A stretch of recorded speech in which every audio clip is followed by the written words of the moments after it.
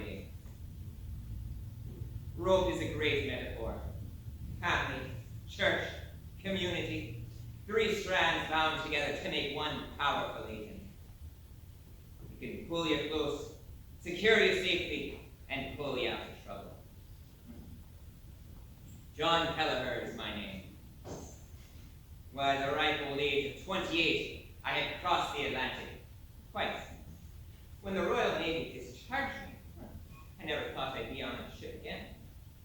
But when I heard about this opportunity to go to Upper Canada for free land, supplies, and tools, well, I picked my little family up, and we made our way by barge, cart, and foot across Ireland's west coast to the east.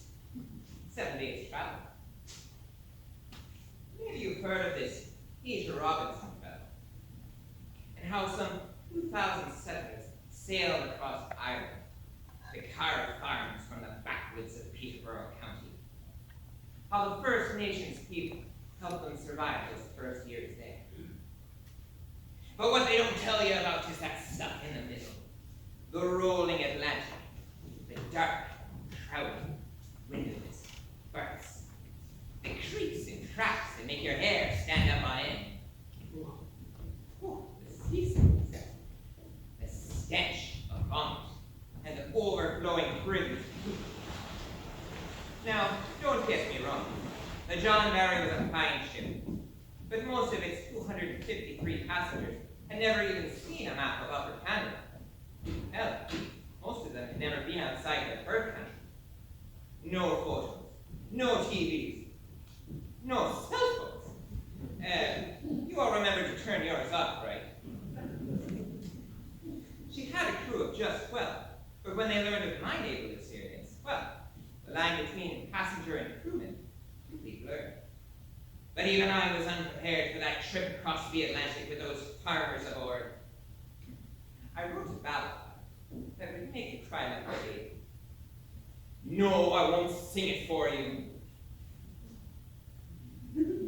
All right. If you insist, I'll tell you all about it.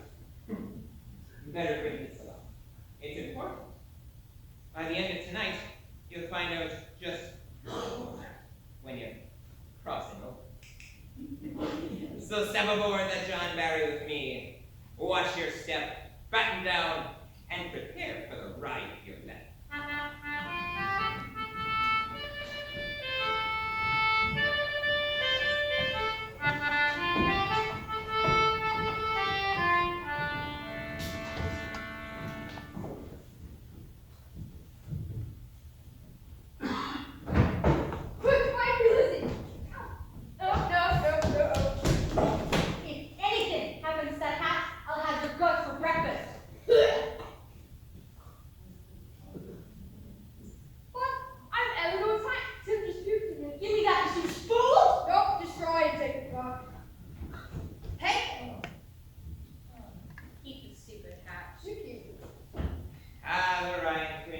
Tim and Eleanor, these be them. Don't judge them too quickly or harshly, with their mother long dead and all. Think back to when you were young. Imagine if your family was rooted in one small village for centuries and decided to move, give up everything, to leave the land for a long sea voyage you know nothing about, to go to a land of forest and frost, all for a promise on a piece of paper. How would you cope? The kids were definitely a wild card. You're both stupid fools. Don't you know Dad needs quiet and rest? You feel better then? What do you think? The old man will be fine. We should try to keep him on the main deck tonight. You spend all day on deck. Maybe for the night time I can feel better. Why? Tim! Get back!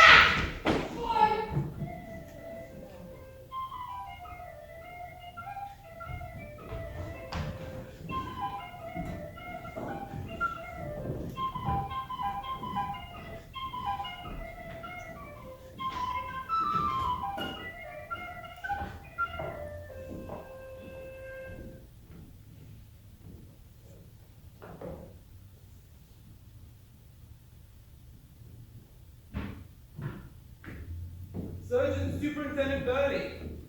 Welcome aboard again, Mr. Robinson, sir. I'm here for my final inspection. Is the ship ready to set sail? We've cleaned her from fore to aft. I heard you've all but pickled the ship. Hot vinegar and sulfur sticks make very effective cleaners. How are the passengers adapting to life aboard ship? They're already homesick, grieving, wondering how the ones they left behind are doing, when they'll be able to send a letter home, and if they'll ever see their homeland and kin again. Leaving everything and everyone behind is hard. Medically, how are the immigrants faring? Not badly, considering some of them have been riding at anchor for 10 days now. The fever has afflicted some of them, and seasickness others. Some of them are even too unwell to drink tea or eat biscuits. Imagine how they will fare when we get underway into open seas. It's a wonder more of the passengers aren't seasick. Patrick Ryan has been hit the hardest. I remember Mr. Ryan. Wounded fighting for the British in the war against Napoleon, I believe. How is his family holding up? Patrick's daughter Elizabeth is a hard worker. And what about his other children? They're a likely pair, those two. Surely you remember them. Sometimes I think it took all of Bernie's patience not to throw Tim and Eleanor overboard. You keep an eye on those two. It's funny. Patrick's such a kind and reasonable man. Well, reason appears to have all but left him, sir. For the time being, at least. Rational, is he? Delirious, more like. He's been hearing voices, sir. Voices. Your name has come up a few times, sir. Apparently you have rather a mean streak. Well, I hope Mr. Ryan won't hold his hallucinations against me when he comes to his senses. Bernie, do you think he's well enough to set sail? Oh, absolutely. It's just a nasty case of seasickness. Even Admiral Nelson got seasick at the beginning of every voyage. But Mr. Ryan's not the only irrational one. Oh, A few of the other passengers are convinced that this ship is an English trick to take them to a prison colony in Australia. a prison colony. That is preposterous. Although, I can see where they might get the idea from. The ship's already made 2 voyages to Australia with prisoners. We have to do everything in our power to stop this rumor before it spreads. Agreed, Mr. Robinson.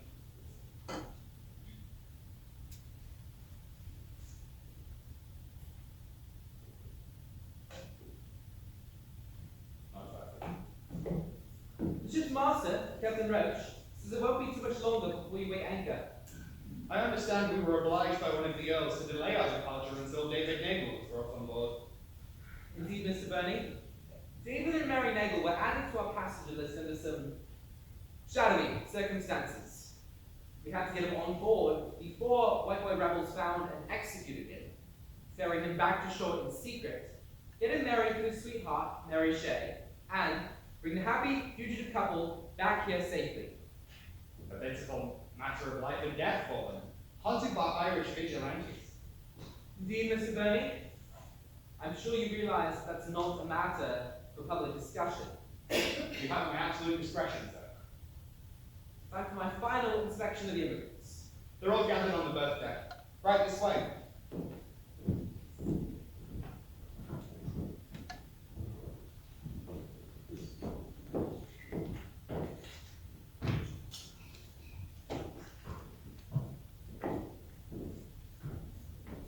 Ah, David, Mary, Elizabeth. Where are your siblings, Elizabeth? They've taken our father up on deck for some fresh air. I heard your father is ill. I'm glad to hear that Tim and Eleanor are looking after their father. But a sea voyage like this runs on discipline. I expect that you will explain that to them and suggest that they not absent themselves again when called for inspection, unless they have my permission. I go, Mr. Bernie. Mr. Burney here is the person you will deal with on a day-to-day basis. You've all got your assignments and understand your duties? Are there any questions? If there are any questions, feel free to ask me. During the crossing, I expect you to focus on completing your assigned chores. If you have too much free time on your hands, you'll go mad or get yourselves into trouble. Busy hands mean quiet minds. Now, one of your fellow passengers, Mr. Keller, understands the need for discipline. He's an experienced seaman, and I'm sure he would be more than happy to give you advice. Surgeon Bernie was, well, some would say, a taskmaster of a doctor. Others might not be quite so charitable. I expect to see you on deck for breakfast no later than 7 o'clock each morning. You will remain on deck throughout the day when not descending to your chores, except the sick, to ensure that you get as much fresh air as possible. I can pardon, sir, but will we be on deck even in the storms and rain? In that case, you will take shelter below deck. Now then, the berths and the privets will be scrubbed and disinfected with vinegar daily. When you are not completing your assigned chores, you are expected and encouraged to participate in recreational activities. Play your music, sing, busy hands and quiet minds. Whatever your thoughts about the good doctor, he always had the health and well-being of the passengers at front of mind. Why, he even got me kicking up my heels. Now then, please return to your duties. Where are the Youngs and the Haggertys, please? I expect great things from you all, especially you, David Nagel. I have to catch my steamer to London. The next time I see you will be in Upper Canada. I wish you all a safe crossing over. David Nagel, successful farmer, good friend and neighbor, ambitious, determined. David found an opportunity for advancement and took it, all for the sake of his love and of his bride, Mary. Then it all blew up in their faces. Now they're on the run from Irish rebels and ostracized by former friends who are the shipmates. How do you untie a knot like that? There is some tension between those families. Indeed, Mr. Burney. As a land agent for Lord Kingston, David Nagel was ordered to take some property from the Ryans, and they've not forgiven him. You've got your hands full with that lot, but I have full confidence in you. Now, I must take my leave. Goodbye, Mr. Robinson. I'm sure our paths will pass again. The Nagels and the Ryans. There was a lot of bad blood between those two families, I tell you. Cramped together in close quarters. No place to get away. A powder keg waiting to blow. They were friends and neighbors until, well, you'll see soon enough. Can you squeeze a little compassion onto an already crowded ship?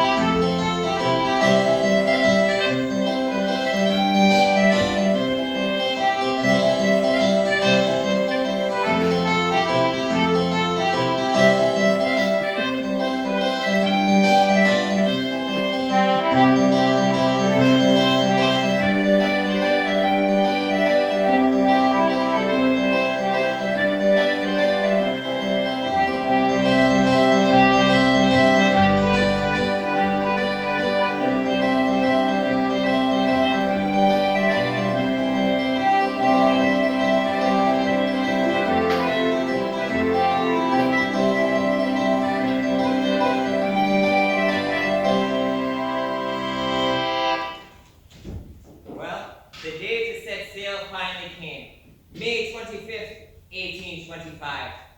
After 10 days of bobbing up and down at anchor, seasickness, 1 marriage, 2 fights, and 3 reports of ghosts, we finally drew favorable winds and set sail. Now, I'd like to tell you that there were fanfares and bands and shouts of farewell, but the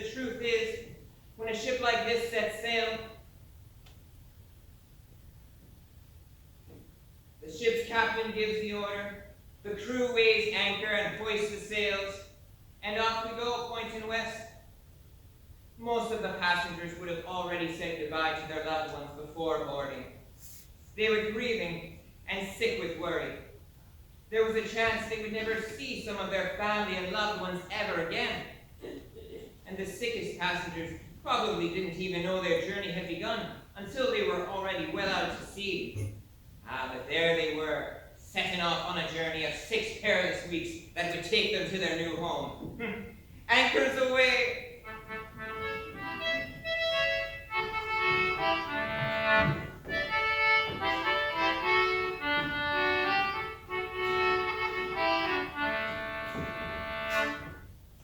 My head's pounding. You're on fire, Dad. No, I can't go back. Not there. Father, it's all right. The worst is all behind us.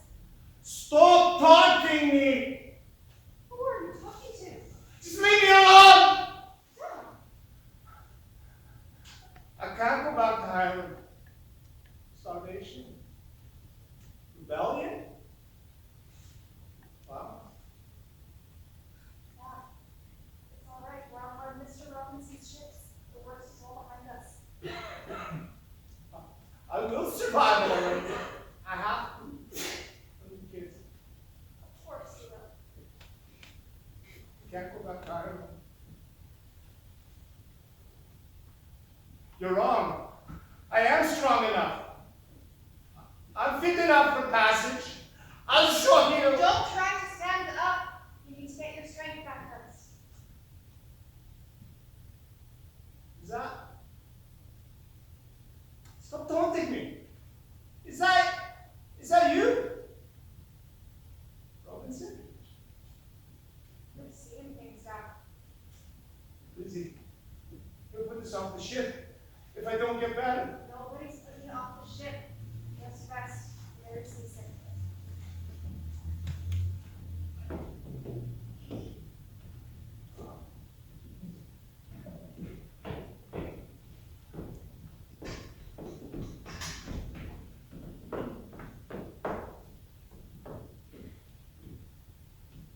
Can you be so spry, David Nagel, when the rest of us are barely able to get out of bed in these wretched conditions? Oh, come now, Mary. Things aren't so bad, except for the smells, and the noise, and the food, and the illness, and the crowds, and the smells. Okay, I see your point, but I don't know, Mary. It's hard to describe, but I feel a sense of fulfillment on this little ship that I never felt before. Washing vomit off the floors, emptying buckets of puke, cleaning privies and mending threadbare clothes don't fulfill me. It's so draining and tedious. Now, you heard from Mr. Robinson that he expected great things of David Nagel. Initially, he only produced a great amount of ration, because not long on board, seasickness took hold. But it didn't get him down. Everywhere he went, he took a little bucket with him. He used it when needed. David never stood still on our little ship. He was always looking for something to do. He just couldn't help himself. People are starting to come to me, Mary, to me, for advice, and they're taking it. Just Monday night past, Catherine Haggerty was complaining that Mr. Regan in the berth next to hers was snoring so loudly she wasn't able to sleep. He denies it, of course, but I don't have to tell you, Mary, that even a little thing like that can turn ugly in a tick. So I suggested that she and her husband switch places in their berth. Problem solved. The Haggerty switching places in their berth made Mr. Regan stop snoring. No, but now her husband was between her and Mr. Regan, and he snores far louder than Regan, and she's been sleeping next to him for years.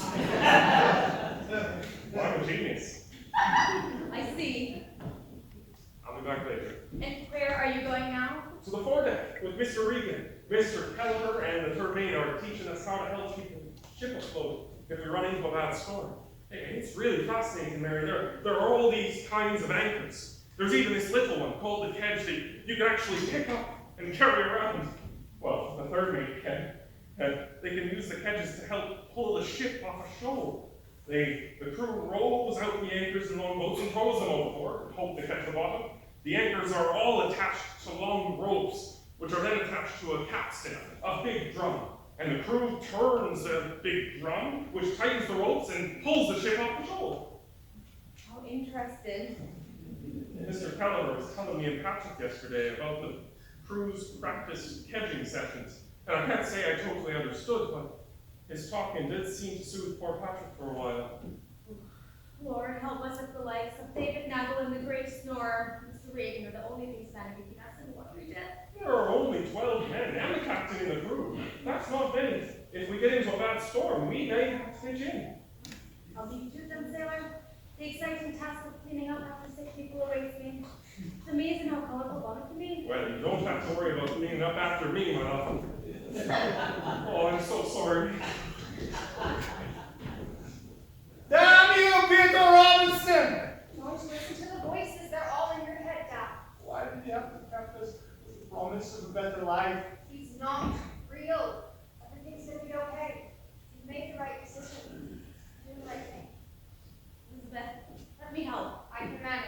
You must be exhausted. I don't need your help, Mary. Just let me. Your husband stole our cattle and our land from Lord Mason. You're the reason we're on this ship.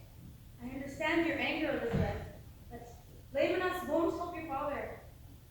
Mary, she was embittered by the murder of her father at the hand of Irish rebels. Yet, strangely enough, she was softened by the hard times aboard the ship. She was determined to help Patrick and Elizabeth, despite Elizabeth's anger. I think she saw how much they needed to support each other in the struggles ahead.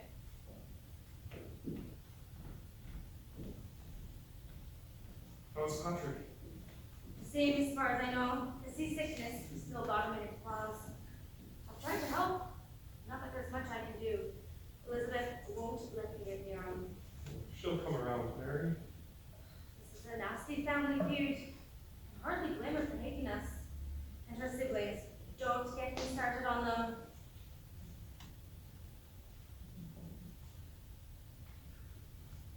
What was I thinking?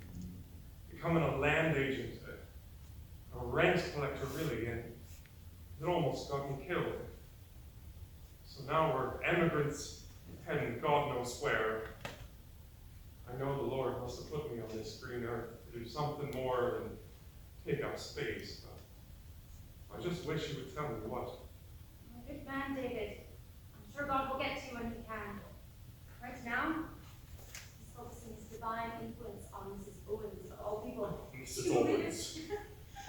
The Owens had a berth towards the middle of the ship. They offered to switch places with the Ryan so Patrick could be closer to the middle of the ship. It's supposed to help ease the seasickness. Seasickness.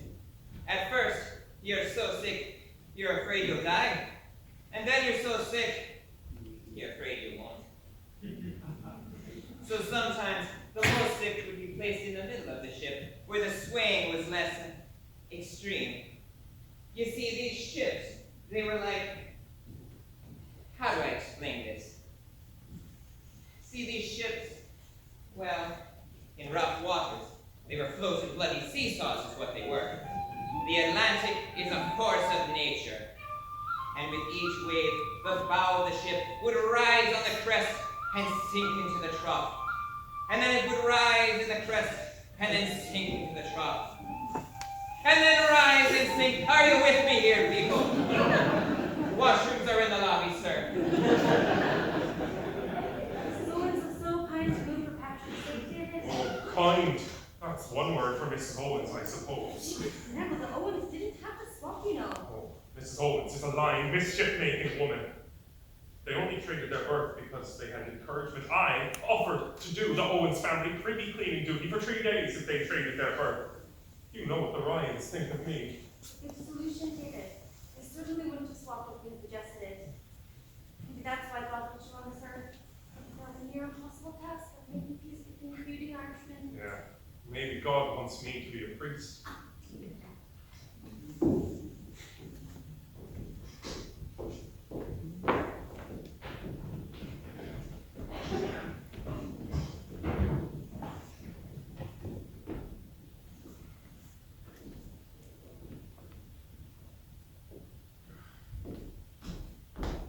Don't you kids have chores to get on with? Why open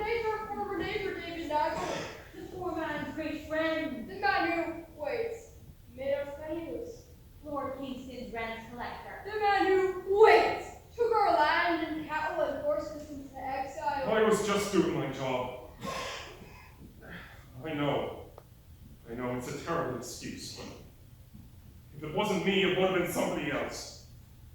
And I regret what I did, I do, but now you have a chance for a better life in Upper Canada. We all do. You don't get the point, Nagel. We didn't want to leave Ireland and spend the rest of our lives in the wilderness, chopping down trees and building cabins and roads. Peter Robinson turned down 50,000 of your countrymen to make room for you on this ship, and all you can do is complain. Ingrats. We were going to take Ireland back from the English. Fight for us! What nonsense! If I'm not mistaken, you couldn't even look after your family's own cattle. And now we're on the road. We're all on the run from something, Eleanor. Hunger, the law of the Lord's men, or else we're on the hunt for something more. A better life. Freedom. Sure. Well, I don't think we're going to find you. You've condemned us to a certain death, Nigel. Which will life of slave labor at least. What were you talking about? This here is a prison colony ship, and the English crew is poisoning our food. Or haven't you heard? That is a vile, unfounded rumor. Everybody's talking about it. Oh, it's the first I've heard of it. Or else, to you, everybody means a couple of scared kids. Well, some people are saying it so. So it must be true. Who would spread a lie like that? Well, maybe one of the 50,000 people who applied to come on this ship and didn't get picked. Maybe. Let your past make you better, not bitter. We gotta return to our job. Boy, There are far better things ahead than any you've left behind, kids.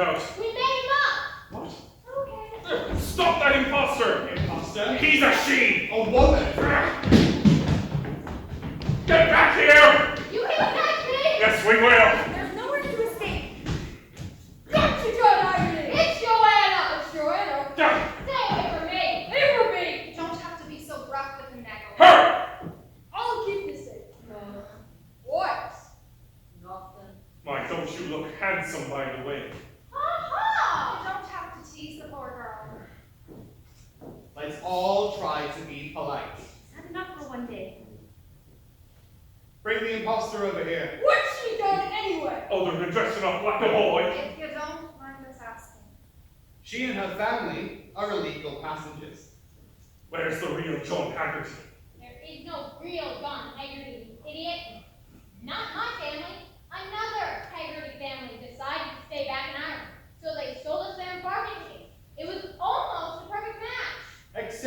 had a Joanna and you needed a John. And we would have gotten away with it if Nagel here wasn't a snake. Doesn't sound serious. If word of this deception gets out, it could ruin the emigration program's reputation. The English government might cancel it. Oh, please don't throw my family off the ship because of me. What will happen to her? We'll take them with us to Upper Canada. What choice do we have? Peter Robinson will decide what to do with them when we get to Kingston. That's fine. Thought you were going to throw me overboard. We're not pirates. What I am going to do is escort you and your family back. Escort you back to your family. Albert! Savior the Boulder. You go with him, Eleanor. This'll be fun. Go about your business, Tim and Eleanor. Nagel and I will escort Miss Haggerty back to her family. Now that this is all settled, I have 3 pregnant women to attend to. Mrs. Sullivan, Mrs. Callahan, and Mrs. Regan.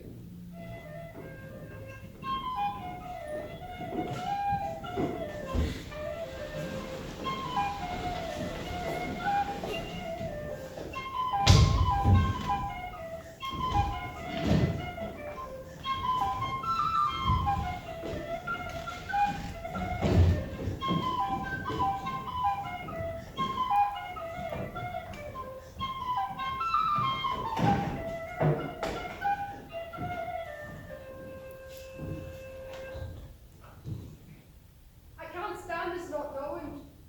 Waiting to find out if we're going to Upper Canada or a prison colony. Half this ship is talking about that this year is a prison colony ship. You know what happens there? You work sunrise to sunset. We'll do the grueling work of making roads, bridges, and government buildings. All for a ration of salted beef, pork, dried peas, flour, butter, and rice. Dot and Lizzie would never survive a ship like that. No, it wouldn't. There must be something we can do. But we like sitting ducks. If we knew something for sure, we could overpower the crew and make them take us to shore. We're in the middle of the Atlantic. There is no shore to dock out. Tim, Eleanor, John and me are busy. come over here. In a while. Timothy, Patrick, Ryan, get your arse over here now. Fine. Now, Go. Elizabeth, can Let me use you go. Come on. What? Ah! Do it. Ireland! Green fields! You need to do something for that. So you don't get worse. Seeing things. And the ghosts. We could get him extra rations. Tea. Leave it to me. Ireland! Green fields! I know that. We're getting new life soon. Oh. Talking. Visions, shadows. It's all it's said. You're wrong. It's not my fault. It's the damn swim in this ship.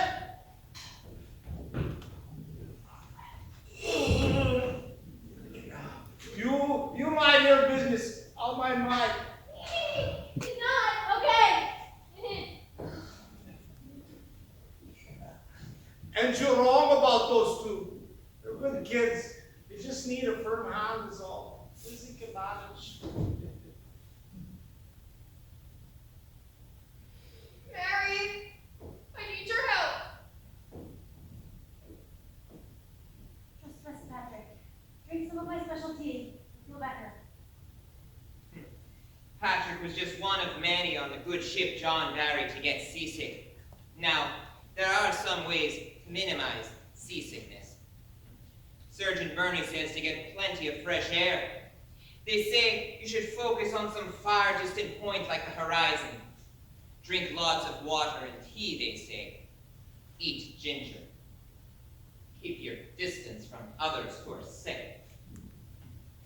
But when people are crammed together on a sailing ship in the summer heat, seasick and miserable, all that advice is about as useful as the old sailor's adage, the best cure for seasickness is to find an old churchyard with a nice tree and sit under it.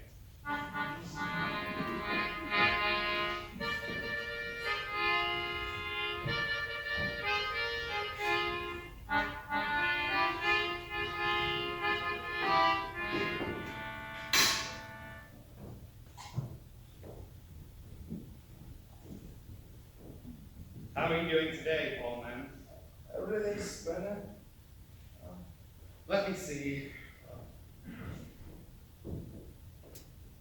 Pale and sweating, dry skin, dry mouth.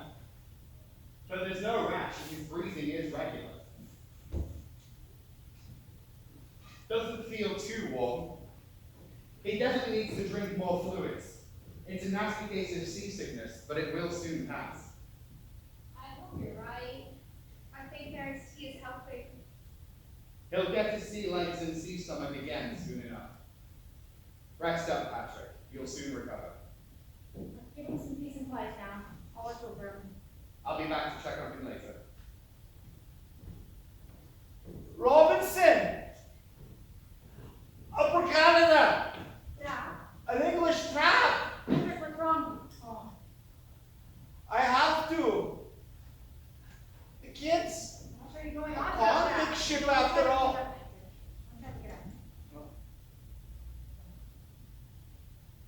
Who's he talking to?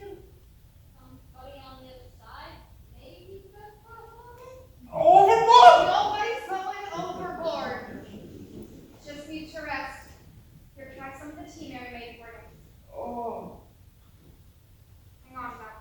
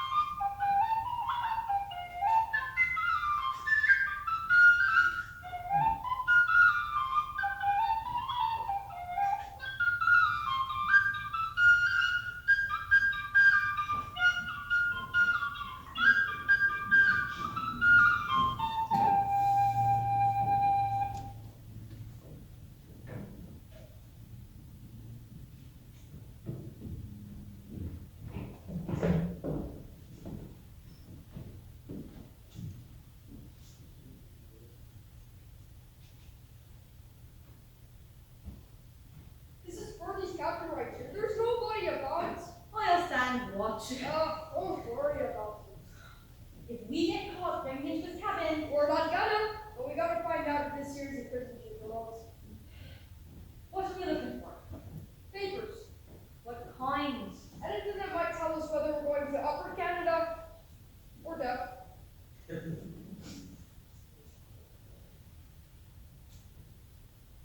You mean something like this? Let me see. You can read English. Of course I can.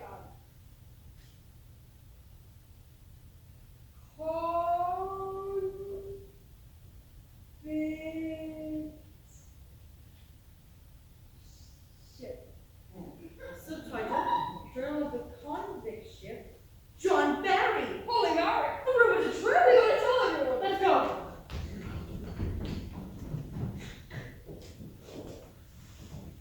Joanna! Yeah, Lizzie! We gotta get off the ship. You won't believe what we found. Slow it down, you troublemakers. Off the ship. No, you're on your boat. I will be soon enough. We snuck into Bernie's cabin, see? Oh, Lord have mercy on us all. I'm just walking around a bit. You too. And we found this book. It's terrible. Look what it says right here. Sit still, you idiot. Journal of the Convict Ship, John Barry. That's what our ship is. A prison transport. Let me see that book. I knew it. My dad was right. Gotta find a way out. You idiots. The word convict has been crossed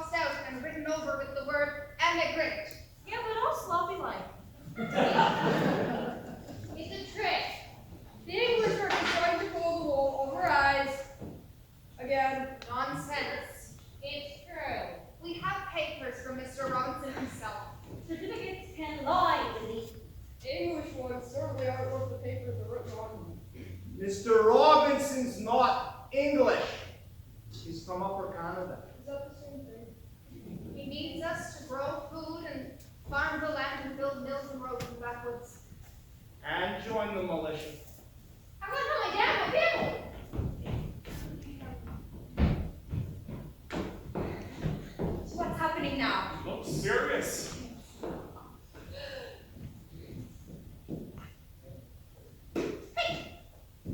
This says we're on a penal colony ship. Ridiculous. We have embarkation tickets from Mr. Robinson. That's what I said. What do we do now? Are you? We've got to squash this rumor before it turns nasty. Before fear spreads. That can only spell trouble in the high seas. Joanna's already out there spreading the lie. You two need to stop her and keep quiet about this. Not a word. But the people need to know. Well, the people need facts. I'll tell Bernie if I hear another peep out of you about this. Go ahead. You'll have my siblings lashed for sure. The what? Please don't turn us into Bernie. Now listen here and listen close. I'm telling you swear. The lash was never used as punishment on emigrant transport ships. Only the Royal Navy used it. On the John Barry, you were more likely to lose your grog ration or be forced to clean out the frigates. But if the odd troublemaker didn't know that fact, who was I to correct their little misunderstanding? We'll keep our mouths shut. For now. See to it, used to. And put that book back in the surgeon's cabin. Without getting caught. Alright. But you had better find the true book behind this book. Otherwise, we're going down to the matters into our own hands. You will not. I'd rather take a chance on getting blood than becoming a prisoner. I don't like either option. We've come too far on this journey to be undone by two peevish children. Used to. Put that journal ship book back before Bernie finds it missing. Don't worry, Doc. I'll deal with the twins. Make sure my idiot siblings like to fancy don't take root. Those two will be the death of me after all. No, Patrick, no. you're getting stronger. And also the papers. The promises. Didn't we? This is our only chance for a new beginning. What's next? I'm going to talk to Caliber on the quiet and see if he knows anything about this. The book. Back. I'll figure it out. Scooped. Elizabeth had her siblings figured out. A smart young lass she was. She was already coming into her own as head of the family as the trip went on. The only question was whether she could get through to her two chaotic siblings before the quest to save their family ruined everything, with their heads spun round and filled with wild fears and very little common sense. Hey, that's mine! Get it back! They'll do the right thing. Oh, I sure hope so. They're just a little lost at sea like everyone else. Endless days of waiting and chores and listening to gossip. If only there was something else to keep their minds occupied. Who was it that said, be careful what you wish for?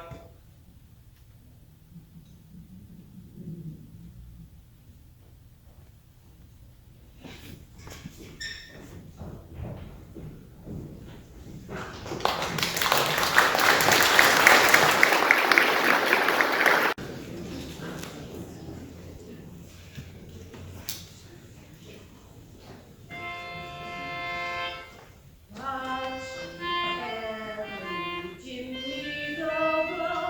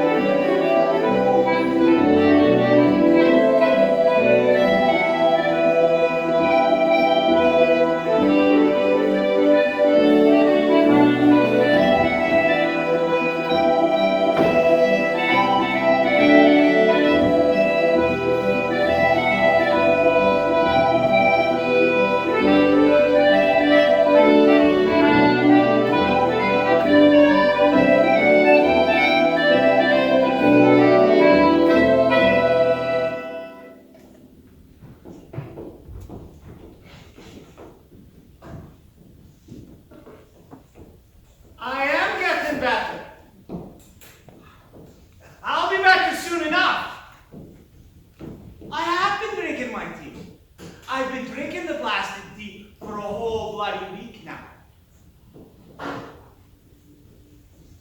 What are you looking for, my love? Big brooch. It's my mother's. The only thing I have left of her. Well, I'm sure somebody will find it and return it to you. Somebody took it. I'm sure of it. Mary. Mary, he would never. What? Oh, I knew it! I didn't take it. Mary's brooch looks a lot like the one I saw Tim showing off to the third mate yesterday. Are you calling my brother a thief? Rent collector? If he says he didn't take it, he didn't take it. Oh, I'm not saying Tim stole it. I am wondering if he found it somewhere and claimed it for himself. This isn't your business, right, collector. Take action when you want to keep it out of your shoulders. Oh, we'll just see about that, Timothy. Stop it, you do. No need for shouting. Mr. Keller. Tell him to keep out of our business. Ah, my wife's brooch is missing and That's a Tim... snitch. He immediately accused us. Cleveland English lapdog. It's late. Can we deal with this tomorrow morning? I'll talk to Mr. Burney. You do that. English collaborator. But you won't find anything here. No, you won't. English, too. Come on, Tim. Let's get out of here. Yeah, let's. Come on, Mary. Let's eat.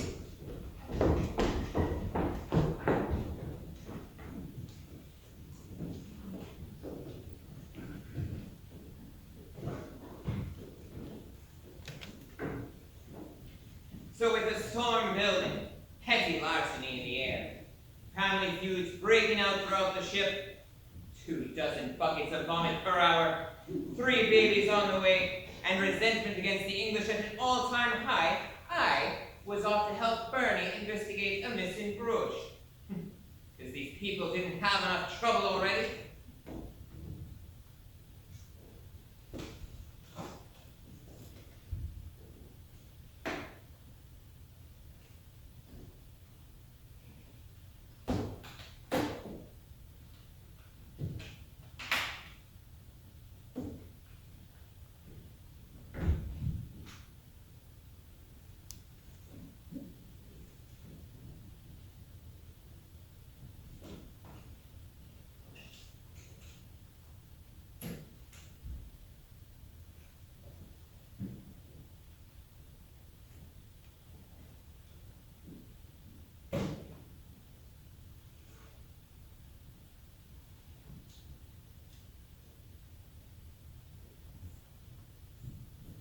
Oh, Master Tim, Keller.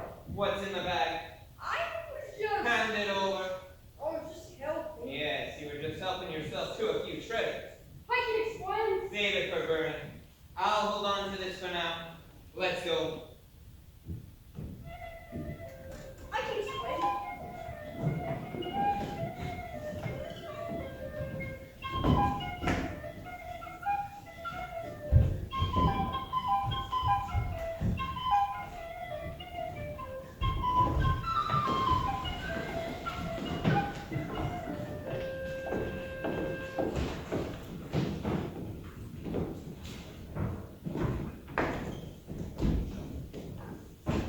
Does this belong to you, Mrs. Nagel? Ouch. Is there some identifying feature so that we can verify it's yours? Mary's mother's initials are engraved on the back. See? Bridget Shea. Where did you find this? I was made aware of your situation, and this was found in possession of one of the crew. Apparently it was offered in exchange for an early departure off this vessel. Get back here! How is that even possible? Disgraceful. You steal it from the living and the dead. What were you thinking, you thick-headed blackness? I also found this necklace. Does that belong to you as well? The necklace, no, that was fair trade. A fair trade. So ginger's. That's what you've been feeding. I heard gingery tea can help with seasickness, so I traded the necklace for it. You traded a family heirloom for a piece of root? A medical treatment? It was either that or let your dad spend the entire journey feeling like he might blow up his insides, with me and Elizabeth tending to him. Mrs. Nagel, Ginger. That's why I'm feeling so much better. And you're not the only one. your necklace, Mrs. Nagel. You didn't need to trade for it. I have ample ginger in my medical stores, and I dispense it freely. The crew knows this. The captain and I will punish anybody who is caught trading valuables for medicine. And you two. You should know that theft is a serious crime aboard a ship like this. When it goes unpunished, it spreads faster than fever. It was just a brooch. And it's been recovered. Surely, we can call the matter over. Well, it doesn't seem like he's going to let you two off lightly. Oh, you fools! If I were you, I'd expect to be pulled up on deck before sunset for a lashing. You can't be serious! Don't listen to David. What do you mean? They don't use the lash on emigrant transport ships. He's more likely to lose his grog ration or be assigned to clean out the privy.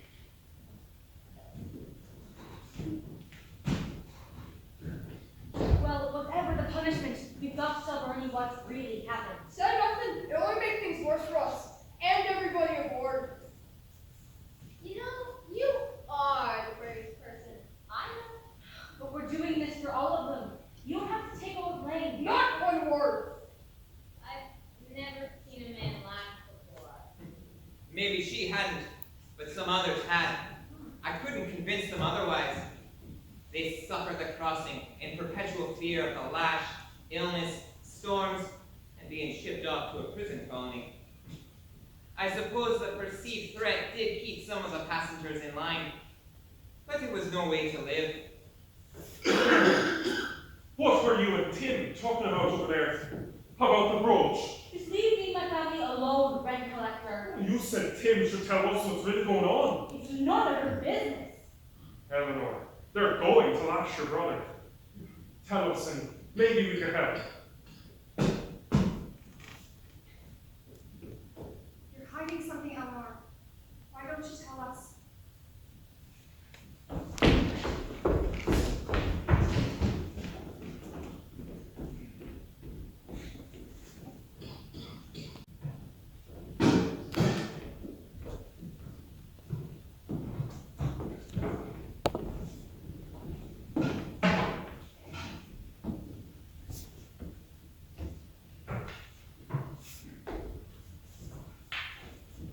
Timothy Ryan, come forward.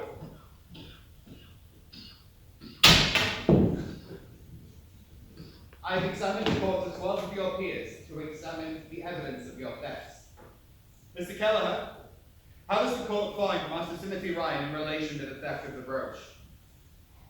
Guilty, Mr. Burton. Oh, the trial is great. It's all in the jail. You are found to have stolen from a fellow passenger, and there is evidence of further thefts. I take no pleasure in meting out this punishment, Master Ryan. Let this be an example of all who witness it, that this is a lawful ship. Crime of any kind will not be tolerated. As punishment for your crime. Hey, no! Hey, out of my way, Mr. Ryan. Tim didn't steal Mary's brooch. Well, he did, but he did it for the right reasons. Out of my way, you, or I'll have to punish you as well. Listen, he did what he did for the other passengers. He was trying to save up enough money to bribe the crew to take us anywhere but a prison called off. You believe the rumor? Robinson warned me. He just did what he told us. I told Tim he should confess. Why didn't you say anything? You're part of the English plot against the Irish! Oh, for God's sake, Timothy. No, Eleanor told me and Patrick, we don't want to see Tim whipped. He won't be lashed. Tim doesn't deserve punishment. He just needs a firm hand. Is this true, Tim? He couldn't bear the thought our people were being shipped off to an Australian prison colony. And our people aren't sick! None of the crew are seasick! It's because the English crew is poisoning our food! Oh my lord. God, idiots. We stole because we thought we were helping everyone. misguided, but I thought it was right. Look, you may have thought that you were helping your countrymen and kin, but if we were truly headed to an Australian penal colony, you'd be in shackles and chains. I saw a northern gannet yesterday. Iceberg the day before. What more proof do you need? There aren't any icebergs in Australian waters. In a few days, Newfoundland will loom on the horizon. After that, we'll reach Quebec. And then it will be obvious to everyone on this ship that we're on the opposite side of the world in Australia. Maybe this brook wasn't meant to be a reminder of loss, but a symbol of hope and healing. Would you mind terribly, Miss Elizabeth, helping me finish on? Not at all, Mrs. Necker. Well, this is a reasonable outcome, but it's not over. The children will still be punished for theft. Against my better judgment, I won't have you shipped back to Ireland once we reach Quebec, on the condition that the stealing stop at once. The rightful owners receive their stolen items, and you're subject to cleaning the privies, and the infant nursery, in addition to your regular duties. Cleaning? That's all. And no grog until further notice. Well, maybe Tim could just... Right, I think we're done here. Just come and see me if you're ever worried about anything else. And you, come and see me if your brother's imagination starts running wild. Although I suspect with privy cleaning, that won't be happening anytime soon. Yes, sir. That goes for all of you.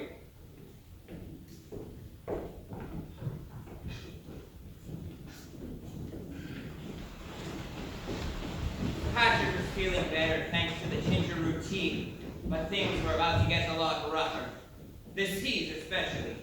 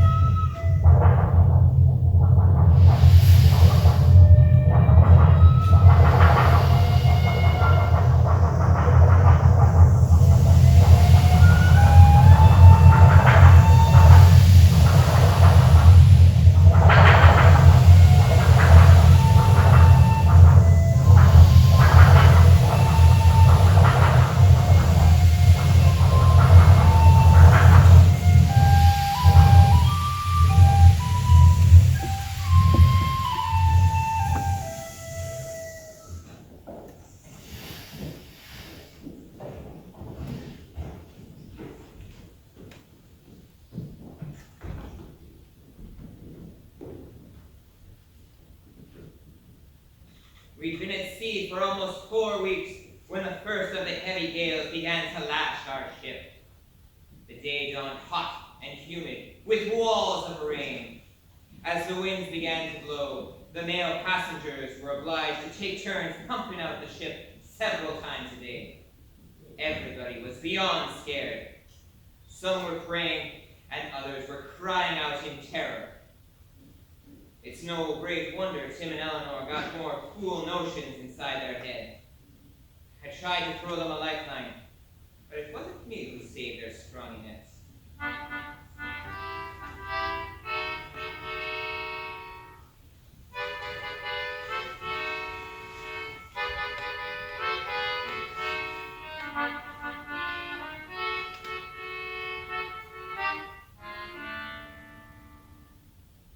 For the record, I still think they're taking us to Australia. I don't know. I don't want our whole family to end up doing hard labor at a brick factory here. Oh, we lost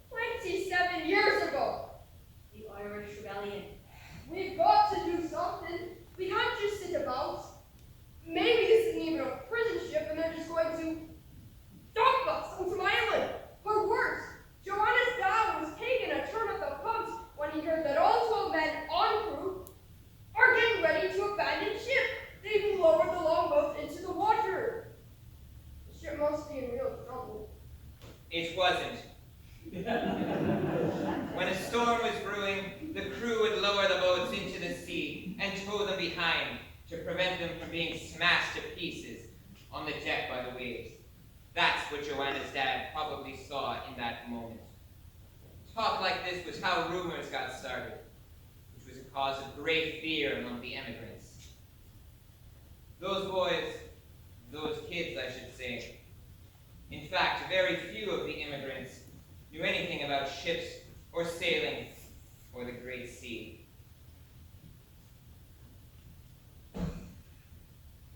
We've got to find a way off. Maybe we could steal a longboat tonight and row away. We'd never survive in the ocean. It's better than being prisoners. Well, I suppose we hit land eventually. We can steer by the stars. We don't know how to navigate. But the crew do, and Helmer used to be a sailor. Maybe he can teach us. No, that we can try. That plan was a complete disaster. If the crew is already thinking about abandoning ship, I bet a few of them would join us. Maybe I'll flog them. But Tim, that'd be Mutiny! it'd be the news for us if we're caught. We're goddamn wrong. Enough to hang ourselves. Mutiny for them. Salvation for us. What kind of nonsense are you spouting, Tim, in Eleanor? Don't tiptoe around the word, Mr. Nagel. You two are talking mutiny? That's serious. And you're not even walked in quietly. You're putting everyone on this ship and your families in danger. You won't let them take us prisoner.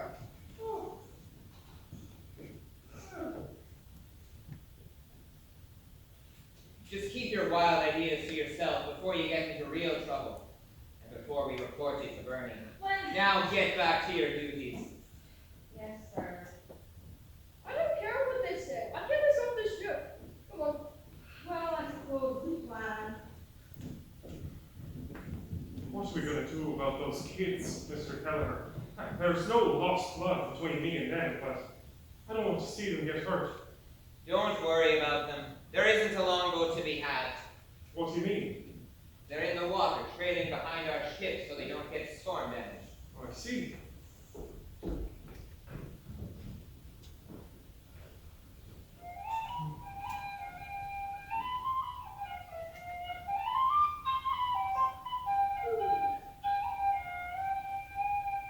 While I was dealing with the twins' tempest in a teapot, an even worse storm was brewing. At 4:30 a.m. on June 29, the ship ran aground in St. Lawrence River on an uncharted sandbar near Set Isles, Lower Canada. The skies were thick with rain. The ship was lying broadside. By late afternoon, 4 p.m., it was a heavy gale. Mighty winds and heavy seas were pummeling her fore and aft. Now imagine 253 souls huddled together, being tossed like dice, listening to the sounds of crashing waves and splintering wood. The passengers were terrified. Tim, we went aground. I can see the shore. And tonight's the night, Eleanor. I'm coming too. But the storm, Tim, it's vicious. If we're that close to shore, we'll be able to roll longboats in. It might be the easiest way to get off this water column. It doesn't sound easy. We'll be long gone by the time anybody notices. Besides, nobody will care about having a few less mouths to feed on this floating jail. But jumping ship means giving up our land, not for Canada. Oh, I'm sure there's plenty more where that comes from.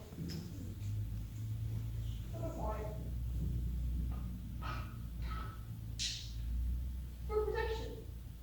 Do you really think we'll need these? Thank you. Not on your life. Somebody could get hurt. You hear that? Let's go from a storm. Somebody's following us. All this is the ship is sinking. We need to get up on deck. Come on, hurry. Lovely night for a longboat ride. Nigel. We should have had a lookout. Maybe we should reconsider. Oh, good idea, kids. Your longboat would be dashed to pieces within 5 minutes in those seas. Well, we sure as hell won't be staying on this bloody convict ship. Hey, language, Timothy. And they would hunt you down if they didn't find your waterlogged bodies washed up on shore first. We'd rather take our chances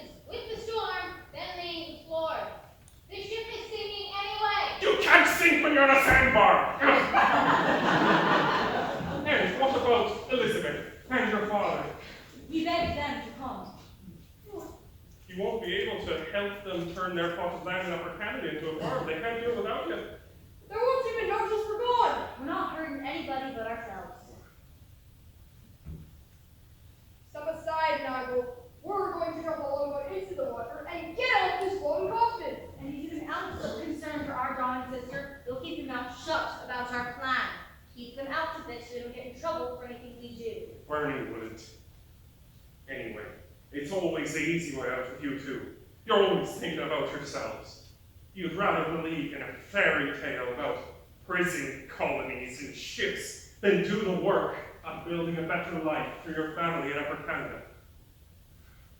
I'm not going to risk my neck for you when there are 250 other passengers on this ship who need my help. Go ahead and leave if you want.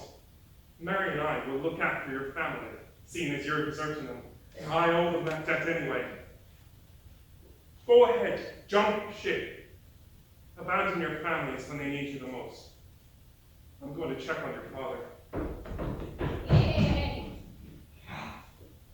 Do you think maybe he's right? Lizzie and the others can take care of Dom. If this truly is a convict ship, they'll need our help more than ever. I don't know. This could be our only chance. What's gonna happen to Dom without us? If we go? I think we'll have to put off our plan until we figure this out. You really think so? For the sake of Dom, Lizzie. We need to find a way to get our whole family off this ship, Eleanor. We need to find a way to save everybody from We the prison need- colonies. We need that mutiny. A mutiny?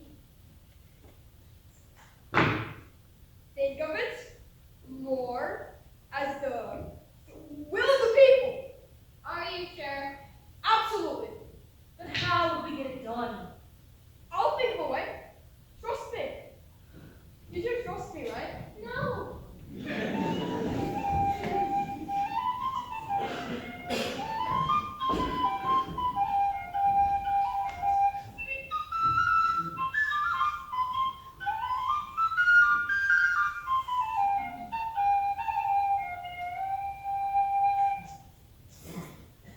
What? What's that? Oh, Vincent! What are you doing back?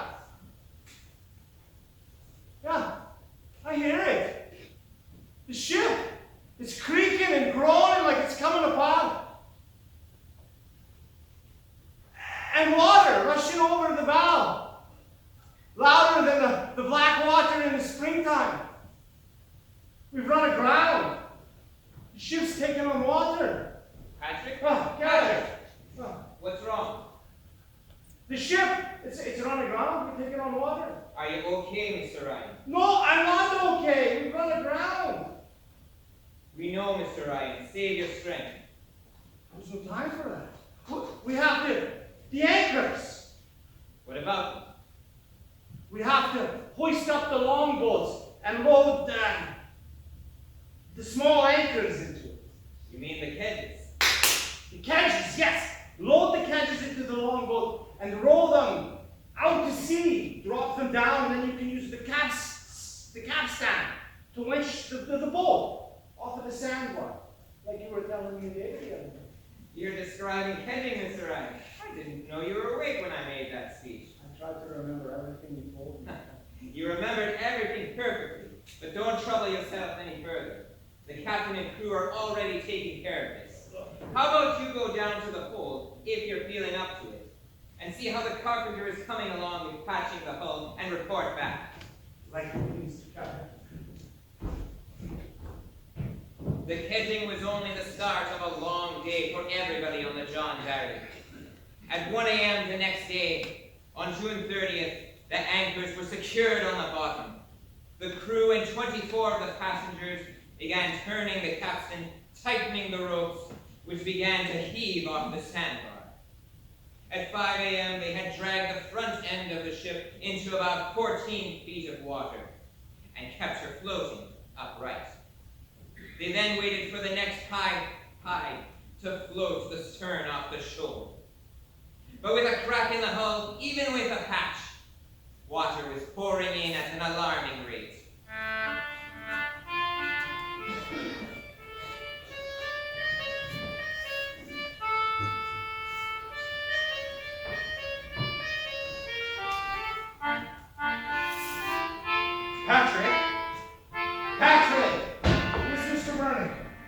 things in the hold? The water is still taking on a lot of water. There's almost 6 feet deep in the hole. But the carpenter seems to think he's got the patch under control now. I'll talk to the captain and see how many people he needs to man the bilge pumps. Would you like me to get my crew to start? Yes, please, and anybody else who's fit to work. Tim! Eleanor! I need you! Yeah, don't exert yourself. You're still on the mend. There's no time. We've got a real fight on our hands. The ship's taking on water. You two! Where are those two when I need them? This is our chance. Everybody is so scared that all we have to do is run around yelling, "The ship is sinking! Save yourselves!" Everybody will rise up to command to ashore. Look, I doubt it will be quite that simple. The ship is sinking! Save yourselves! The ship is sinking! What is happening? I'm sure it was very good. Now go do it. The ship is sinking! Save yourselves! This is a good one.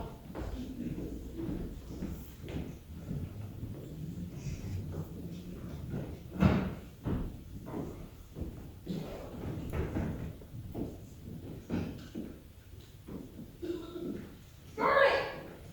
Tim and Eleanor, why aren't you manning the pumps? We demand we go ashore.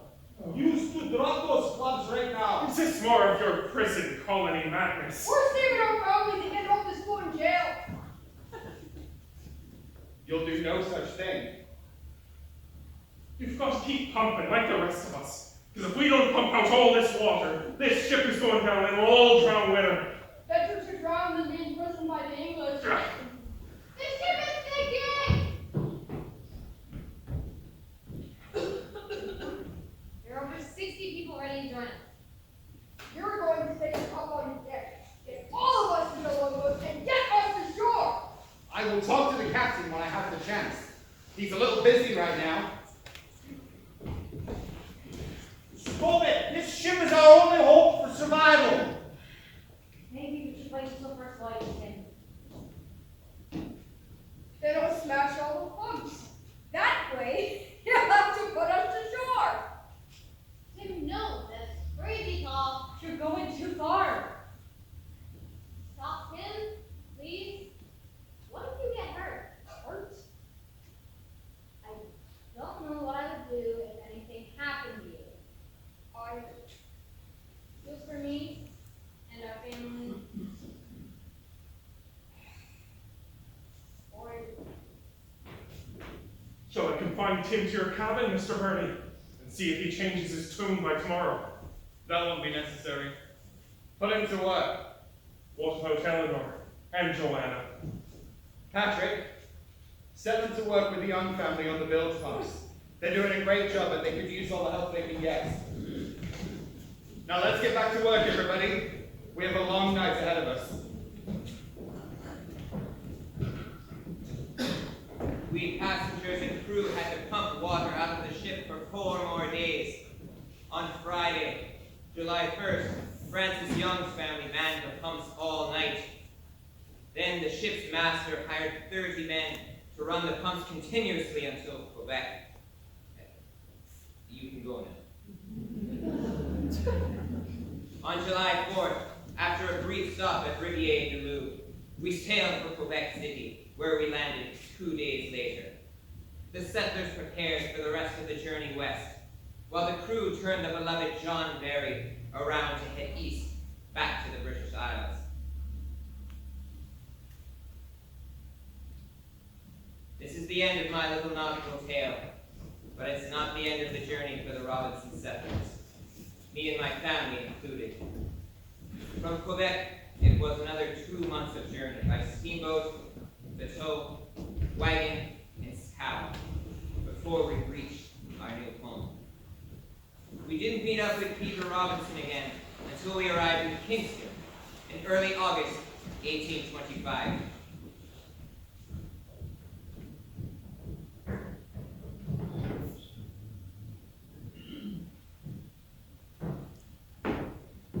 Mr. Robinson, Mr. Ryan, you're in good health, I'm glad to see. Yeah,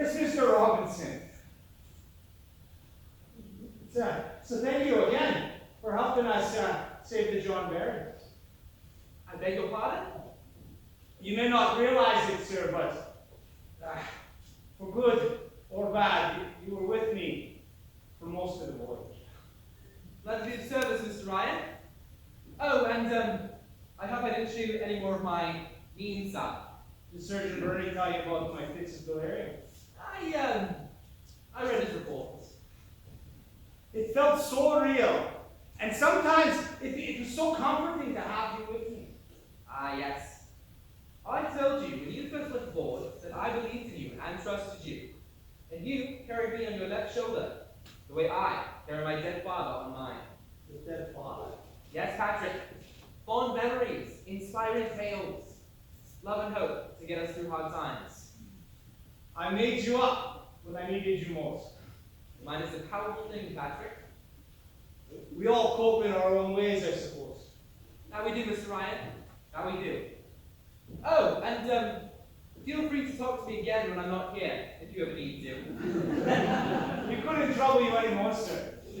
With those children of yours, happy to help. With those two, be careful, I might take you up on it. Your children aside, I think you're going to need to talk to me many times over the next year or two when I'm not here. Especially once I take my leave next March. You've completed the first leg of your journey, crossing over the Atlantic, leaving your own life behind. But many hardships still await. We've got to get you to Cobh Harbour, up the autonomy to the depot at Stock Mills, then into the backwoods. Build a place to live through the harsh winter. There's land to clear, crops to plant, and much to learn about this new environment. We'll help as best we can, but the hard work is up to you and the other immigrants. We are strong and smart. We are farmers and hunters, builders and inventors. We're a resilient lot. We don't lose heart and give up. That's true, Mr. Ryan. I picked you, all 2,000 of you, out of 50,000 applicants. You settlers are a much more hardy and daring lot than I. You got us here. And you're giving us a hand up, a chance. And take it from here they did. They built settlements, villages, and businesses near and far. I'd love to tell you more about how we all fared, but history seldom shines its light terribly bright on regular people like us. I'd love to tell you that David and Mary thrived and had somewhere north of 5 children. But honestly, I lost touch with them in Quebec. Word is that the Irish white boy vigilantes were looking for them, for David being a rent collector for a lord and all. And the government helped them disappear so that they could never be found again. Patrick lived long enough to see his family settle on a farm in Emily Township, growing lots of potatoes, I imagine. Now, I know people. I know you. You'd like to hear that one of those crazy Ryan kids actually became a mayor or a reeve somewhere because he wants a happy ending. Didn't happen. Tim did run his own farm near his dad's in Emily. But lots of Ryans still around, I understand. And no, I don't know if Joanna Haggerty and Tim got married because I am a good neighbor, and good neighbors mind their own business. I was just happy to have a quiet life for me and my family in Ennismore. As fate would have it, that would last very long. After a rollicking life at sea, my life ended when I drowned fishing in Chemont, May 31st, 1826. All said and done, in 1825, Peter Robinson oversaw 9 ships carrying 385 men, 325 women, and 1,314 children, 2,000 Irish settlers, give or take a baby or two, to Scott's Plains, which was renamed Peterborough in 1827. In fact, if you're here tonight because an ancestor of yours was brave enough to board one of those fine ships 200 years ago, to venture into the unknown for a better life, let's see you. Stand up and let's say thanks to those immigrants, as well as Peter Robinson, of course, to the people that got them here, and those that welcomed and assisted them, including members of the First Nations. They all helped those immigrants in crossing over.